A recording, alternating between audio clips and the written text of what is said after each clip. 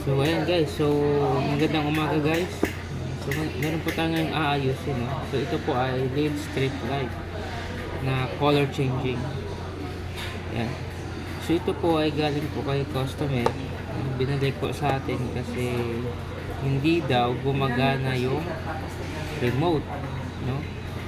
So ngayon ang gagawin natin, bubuksan po natin at i-check po natin kung totoo nga ba yung sinasabi ni customer na yung remote po ay hindi siya gumagana. So tuturuan ko kayo ngayon guys kung ano yung dapat gawin para mapagana po natin yung remote ng LED strip light na ito. Okay? So yan, so ito po yung remote niya guys. Ito po yung control niya, no? Control box ng LED. Ito po yung power supply. So ito na po yung RGB po natin guys. So iba-ibang kulay po nito. Mayroong green, may red, may blue, no? So iti-testing po natin ito.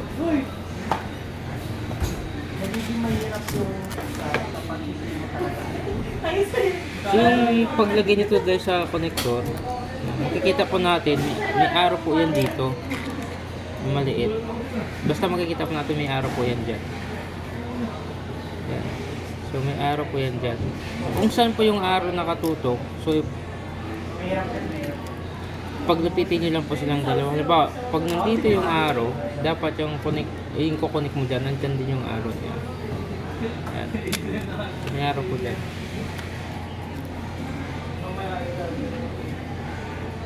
So ganyan. Ganun guys, ganun. So isa naman. Ganun. So ganun na yung ang paglagay nito sa connector ng control box ng ating RGB. Sige, so ito po yung kanyang remote control. Buksan po natin. So may plastic po yan dito guys, no? Pagkabago may plastic po yan. Patanggalin po natin to. Tapos babalik ka rin po natin. Sasaksak po natin to guys para makita po ninyo kung working po yung kanyang ilaw.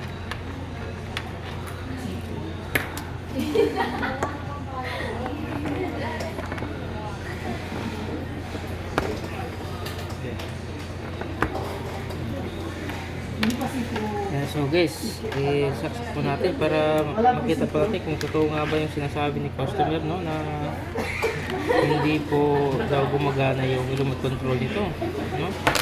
Ito mismo yung remote control, hindi gumagana.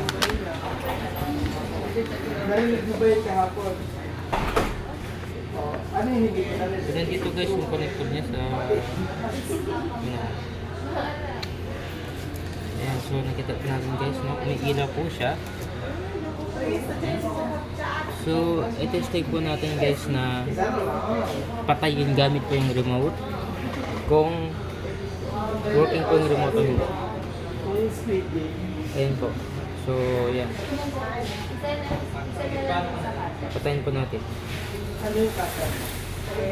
Ayan. So wala guys, no? Hindi siya nagpa-function talaga. Ayan. So ibig sabihin hindi nagpa-function yung remote control. So sa mga ganitong scenario guys, kadalasan po yung naging problema po nito ay hindi po mismo yung remote, no? Kasi bago po yung remote natin. So kadalasan po yung naging problema po nito kung bakit hindi siya nagpa-function, either ito yung sensor niya or either yung battery, pero kadalasan po 100% battery po yung problema nito. So drain po yung battery nito. Yan. So ito po yung battery niya guys. Yan. Nagtitinda ng price. Ganito kalaki yung battery niya. So flat lang siya. So kadalasan ito po nagiging sira. So drain to. So ngayon ituturo ko sa inyo kung paano to ma-recharge, no? Ang gagawin natin dito para ma-recharge po natin to, iinitin lang po natin ito guys para ma-recharge po siya. Tapos saka natin ibalik dito sa remote control. I-testing po natin kung gagana na po siya. Sige.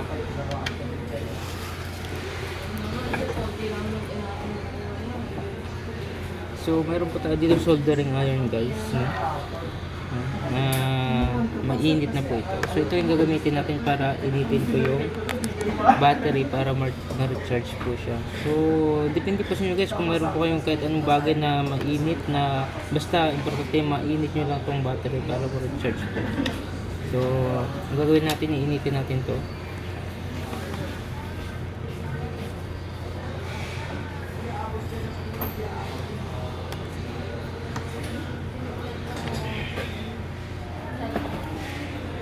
Lapat lang natin dito guys yung soldering iron hanggang sa uminit po itong battery. Once uminit na po itong battery, ibalik na po natin ito sa remote at iti-testing po natin ngayon kung magpa-function na po siya. So ito po yung Maganda nga yung mga binibigay ko, di ba? Ano kulang mo?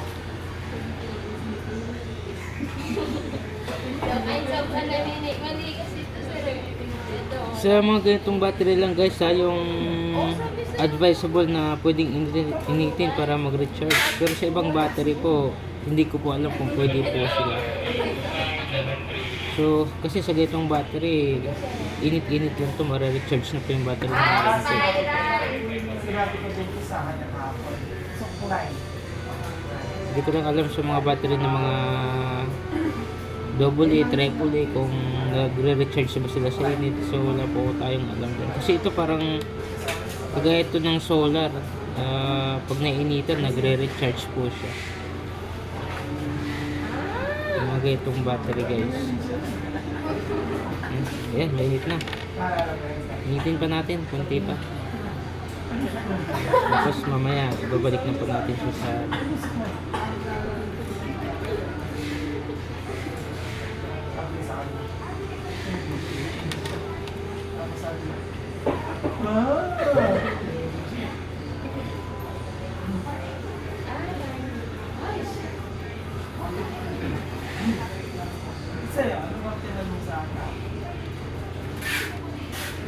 So yan, mainit na guys. So pwede na to. Mag-recharge na to.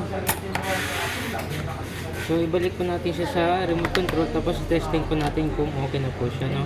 Pero hindi ko sinabi sa Init. Ayan. Oh. Init guys. So ibalik po natin siya dito. Nakita ko, yung kulang mo sa loob. Nakasulat mo sa loob. Ayan. Ayan. So ngayon guys, iti-testing po natin kung gagana na po yung remote natin sa RGB po natin. Ayan, so yan guys, so nakita po natin, no? So namatay na po siya. So i-open po natin. So ayan. So ibig sabihin guys, successful po yung ginawa po natin. So ganoon na po guys kadali, no? Paglipat po tayo ng kulay. Ayan. Yan, may blue, may green, so may red. So white, auto, ayan, quick, slow.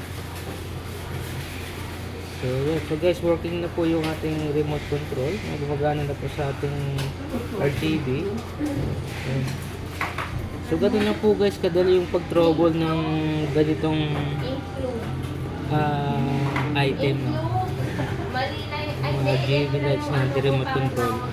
Kapag once naka-encounter po tayo ng battery na kagaya ng gano'n na yung flat na bilog, so gano'n na yung pag-recharge guys. So iinitin na po natin. So sana po may natutunan po kayo sa akin at salamat po sa mga nanonood guys. Subscribe po kayo sa YouTube channel ko, James Fernandez Vlog po. Salamat.